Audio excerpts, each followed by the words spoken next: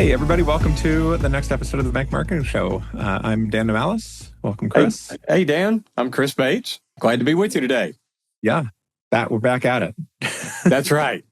Back at it and doing more and continuing to grow. Dan, I was out and about over the last week at a couple of State Banking Association meetings and all of that, and lots more folks familiar with the podcast and the show. And I even was asked one point, why do you do that?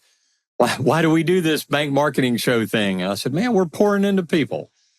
That's what it is. We're being of resource and raising the tide in the industry. And that seemed to be a satisfactory answer, but I know for you and I, that's really the truth in it. So it's good to do that, and looking forward to the cool episode that we've got lined out today. Yeah. It's we got some good content here with coming off the last few weeks of talking about our Kadince webinar and just some of the ways we approach work, with AI infiltrating kind of everything. And so today's another really cool kind of discussion of, and we've been talking on and off the last couple of weeks about how, the right way to use AI. And that was a big focus of the webinar. It's like it's so easy to just go to AI and say, like, write this email newsletter, write this social media post. And I was telling you right before we hit record, it's like, no, you got to think about AI as it takes this 100-hour task and turns it into a 5 or 10-hour task, not a 0-hour task, not a 10-minute that thing. 80-20 rule. Yeah. Basically, yeah. Right. Another way to say that. Yeah. So, today we're going to talk about, you saw the episode title, Finding the Whitespace, right, is all about trying to figure out what your competitors aren't saying, aren't doing. But you can't just write, but there's a lot of stuff they're probably not talking about politics. They're probably not talking about, the housing market in a completely different state, right? There's a lot of stuff they're not talking about, but, so when we say that, we mean like, what is the messaging lane or the angle that your bank marketing can take that will be unique in the market? Yeah, another way to think about that is what are pain points that they aren't solving, on their digital presence and social channels and web and all of those things, or, and everything that AI can look at, which is probably more than even most of us realize that it is. So what are they not saying? Where is their messaging weak or broad or not incentivizing or any of those things? Or not human, Or not human. There you go. Yeah. So that's right. So in talking about it, we didn't want to come on and just stage this as here's how to do a competitive analysis, or it's much more than just that. What we're going to talk about today is the real value of doing this whole process and doing a competitive analysis done right, so that it's exactly what you just said, Dan, which is finding the white space and where can you pursue opportunities? Where can you grow your brand presence, persona, even product or service offerings that, in this market or that market or across all of your markets are not being addressed as well as they could be. So there's significant value about your marketing with a big M in doing this well. And that's what we're going to cover today, are kind of these 4 key areas or 4 steps to take to set up doing competitive analysis correctly. And Dan, I don't want to fail to mention that for any of our listeners that haven't, you can go to our website, and further down on the homepage, we've got where you can watch the webinar that we did a few weeks ago that Dan just referenced. And in the middle section of that, Dan actually does a great demo of a competitor analysis and shows specifically how to do that and the outputs and the deliverables from it. But what we want to talk about today is doing it right, setting it up right, utilizing the right starting point so that your outcomes aren't broad, generic, possibly inaccurate, all of those things, if you just go to Claude or ChatGPT and say, give me a competitive analysis for, XYZ community, it'll give you analyzing? something. Yeah, but it's not What- going to be the real value of what it is that you're looking for. Yeah, right. If you go too broad, it's like, what is it analyzing? What is it looking for? What is it evaluating you against? So that's the difference between that 0-hour project and the 5 to 10 hour project. Is you still you've got to know what you're putting into it, and that's the first step. The 4 steps here is start with you, right? You've got to know who you're trying to reach. You've got to know the problems you're trying to solve for them. You got to know like what your bank stands for. What do you want to be known for? Right. That's not, you don't need to know you don't need to have your tagline super dialed in. Maybe you're going to work on that as part of this analysis, but you at least need to have a concept of like, well, those guys up the street, you're just a number when you walk in. Well, we're different because our service, we know you, we have this tool, whatever it is, we know how to work with particular ag setups or something. Yeah. Whatever that is for you, right? You need to know that first. Yeah, I like what you just said. It's knowing what you're actually good at. So if you're going into that and you're putting that into this process that, this is what we're really good at, whether that's a vertical or a horizontal, or a combination of all of the above. And you also said this too, Dan, who is it that you're trying to reach? So when you're trying to find this white space to get at more, who is that you're really trying to reach? Whether that's an age category, whether that's you're trying to reach farmers because it's about ag, or whether it's we could give any number of first-time home buyers or whatever it is, or number of things. But being specific about, I like what you said. Start with you. Who are you? Because that's going to be the first column. In a competitive analysis is who you are. Well, and if that's inaccurate or broad, or based on just the fact that you're 100 years old, the rest of what this is going to be is not going to be as helpful. Yeah, the analysis is going to find the white space to let you talk about who you are. It's not, it's not finding the white space to just a bank could fill. And if you ask it to do that, it will do it, but it'll be really generic. Yeah. And it will come up with that. Well, we've been around 120 years instead of 100. Well, no one cares. So but if you come into it saying, here's who we help, here's why we're different, it's going to evaluate your competitors through that lens and find those like white space areas that you can talk about. Yeah. So, and when we say start with you, I should say too, like, the goal is to put this into AI, right? So it's not just knowing, we help these 3 customers. Write it down. Make a one-page brief, and even use AI to help you do that. Just brain dump who you're best with, and why, and who you help, and what you do differently than competitors, and brain dump it, and it can turn it really quickly into a structured thing, that you then can kind of feed back into into it, and take it to the next. And ask a CSR, ask a lender, ask your CEO, ask a director. Get some input, and because your perspective of who you are as an entity, as a corporation, as a bank is one thing, but others can help think of and point out things that you can miss also. Yeah. So, all right. Well, that's a great foundation, Dan. And then stepping forward then is, so starting with you is number 1, and then looking at your competitors is number 2. Well, obviously that's the point of a competitive analysis, but it's a deeper thread than that. Yeah.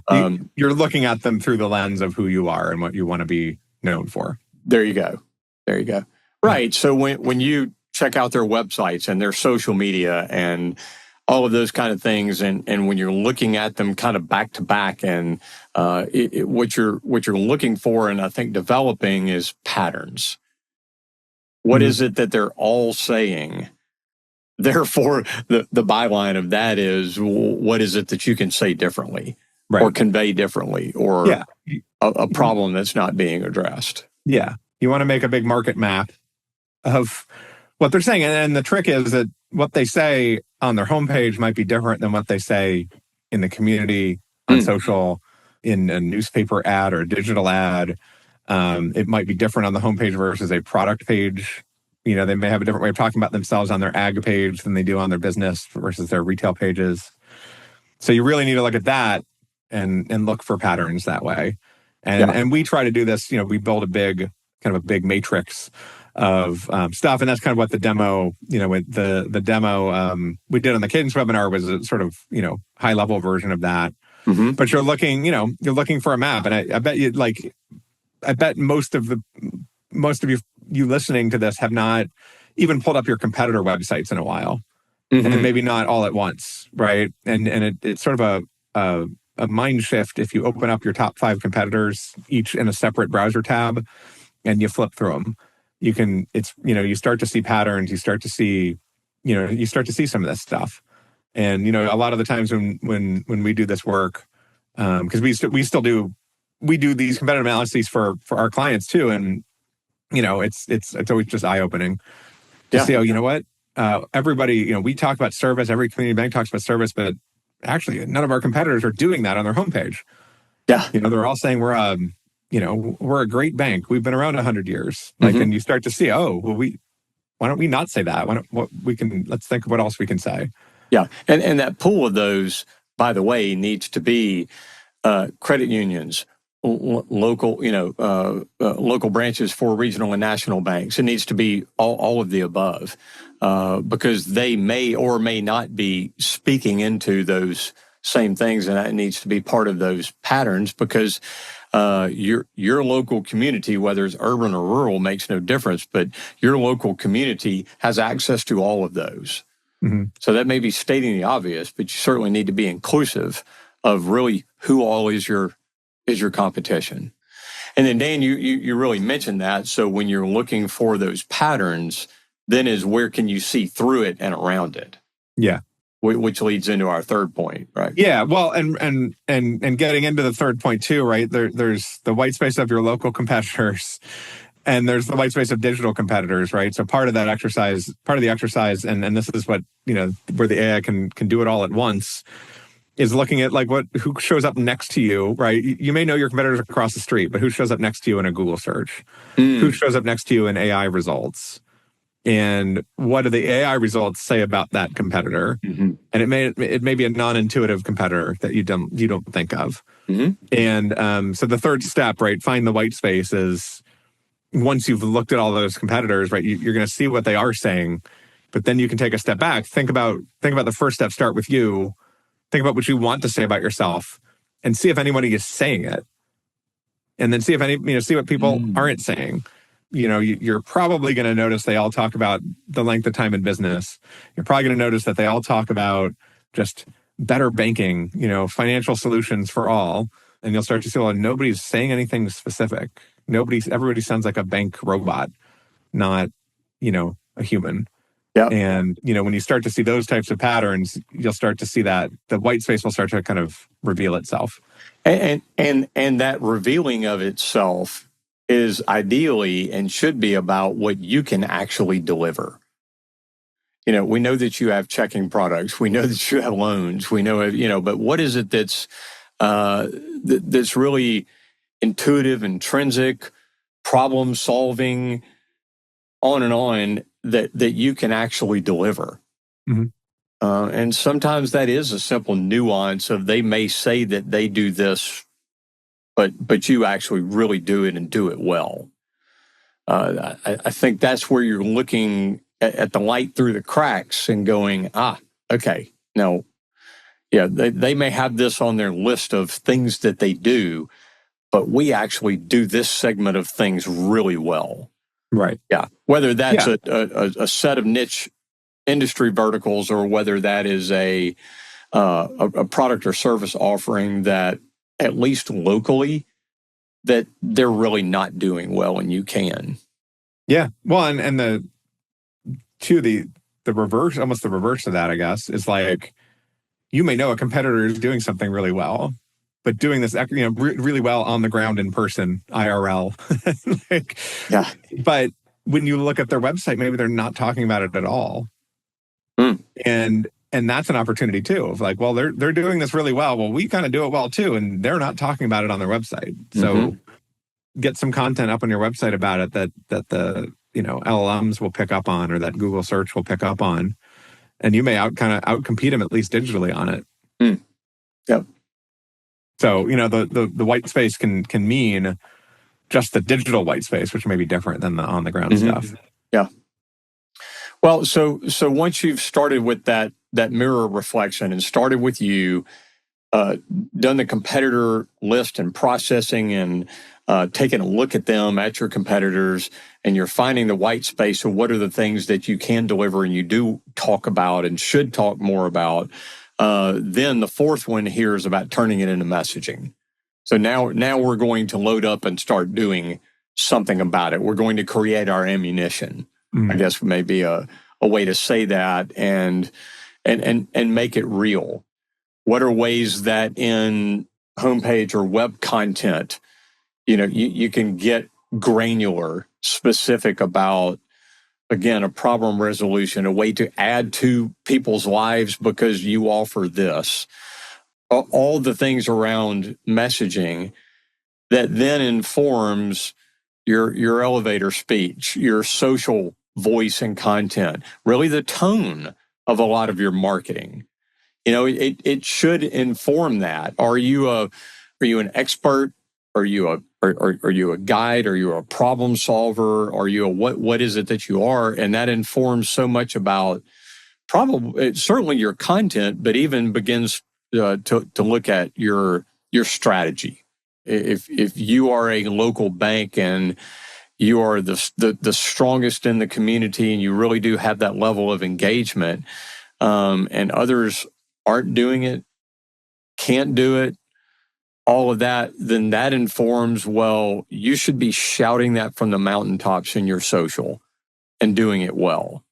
So it's where you can take your messaging and what your messaging is. I think that's revealing at this point. Well, and I'll make the point too, like this fourth step, right, of creating the messaging from that white space, like this is where you start plugging in what you've learned into AI, or like you used AI to help find the white space, but you've done it in the structured way.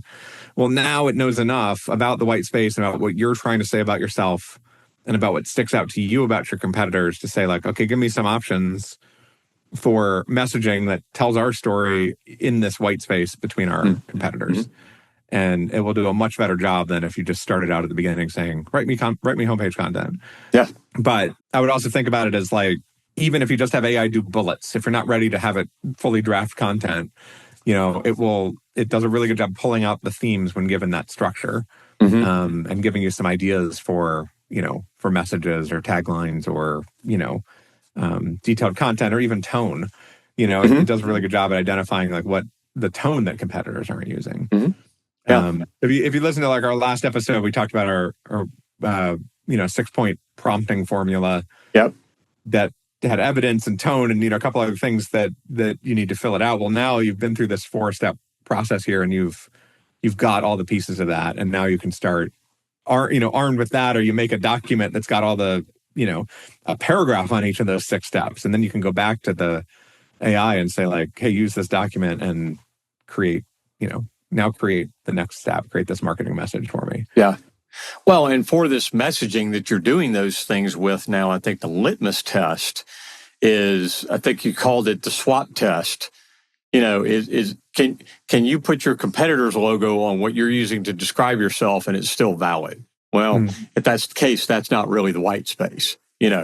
Are these things that are as best possible unique to you, descriptive of you? They are your tone. Maybe even it's that subtle. It's maybe if I took this descriptive messaging about me and my bank, and if I put my competitor's logo on it, then it becomes dishonest and inaccurate. That's great. That's great. Now you're on to something. You're really talking about you and developing your message in in an accurate way that you're really going to be able to do something with. Yeah, and that's it's a good test for the end of anything. The end of any marketing message is, if we do this right, are we specific enough? And if it doesn't pass it, keep going, try a different angle. There you go. which is really from the inception of this and the initiation of our discussion about this, that's the point of a competitive analysis. It's not just to look at what they're doing; it's what can I do, right? Yeah. So what can I do that's better direction, new, different, et cetera. So, well, Dan, I know one of the things that we wanted to leave you guys as listeners with today as well, as we often do, is an offering of discussion around this, because Dan, we're doing a lot of this work. You, your agency, my agency, and even our teams co-working together on some of these competitive analysis processes, and we're doing some of these. So if you want to ping us and ask a question or run something by us or see how it is that we're doing it, we're happy to have those discussions and share some additional best practices ideas for you. But what we wanted to encourage you to do today was to set the process up correctly and set it up where you're really going to get value from it. And then if you want to reach out to us about it for some help with it or just to have a discussion, then please do. You can go to bankmarketingshow.com, reach out to us that way, and we look forward to hearing from you about it. Yeah, we'd love to have discussions on this stuff. And obviously we're doing, we're, like we said at the beginning of the show, we're out doing these episodes to talk about this stuff more. And so we'd love to get into the weeds with you guys. All right. Well, our encouragement to everybody is take some of this input from today, give it a shot, go get them. This is how, as an entity, that you differentiate and you really begin to move forward. Yeah. Cool. Well, Dan, thanks a lot, man. I enjoyed another one. I know we've got a couple of great guests coming up soon on some of the upcoming episodes, so I'll look forward to them with you. Yeah, likewise. We'll see everybody down the road. Thanks a lot. Thanks for joining us. To go deeper or get access to some of the valuable nuggets from today's show, go to bankmarketingshow.com. There you'll find episodes, links to resources, and much more. Be sure to subscribe wherever you find your podcasts. And join us next time.